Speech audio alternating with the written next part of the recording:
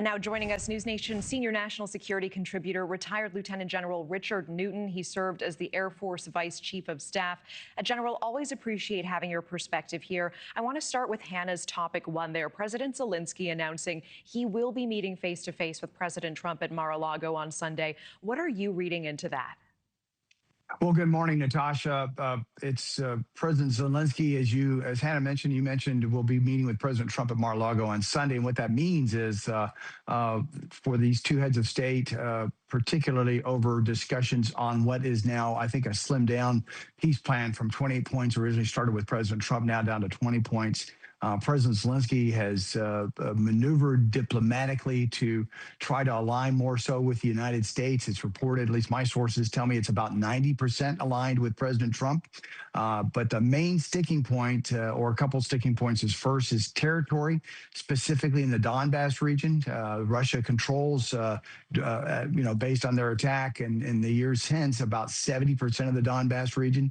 That is critical to a security, path that if they take all of Donbass, then that would really allow them to, that being Russia, to continue their attack into Kharkiv and then perhaps into Kyiv. But what President Zelenskyy is proposing here is a demilitarized zone, and one that not only just from a territorial standpoint, but the second point, Natasha, are security guarantees. What's going to be able to compel Putin from not, or deter to attack once you establish this demilitarized zone. And so that's really what the two leaders are going to talk about on Sunday. Yeah, this is so interesting because it seems like this week the ball is now back in Putin's court. I mean, Zelenskyy is proposing, as you said, these new peace concessions. He says he's willing to withdraw troops from areas of eastern Ukraine if Russia does the same and essentially makes that area a demilitarized zone.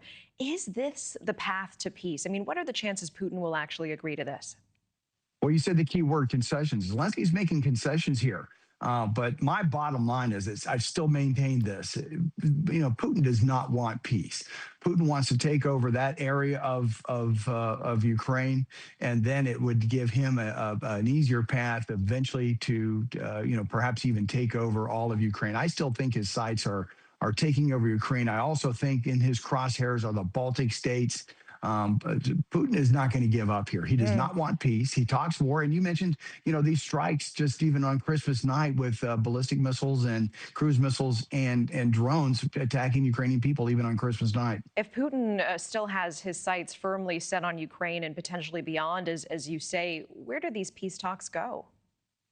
I think these peace talks, well, right now they're just between certain parties. There has not been any triumphant of peace talks with the United States, Russia, and Ukraine actually sitting down at a negotiated table, or a table, that would allow for, fruitful negotiations. We're not there yet. I think we're a long way away from that. It all really depends on Putin coming to the table. I don't think he will. I think he's looking to delay again.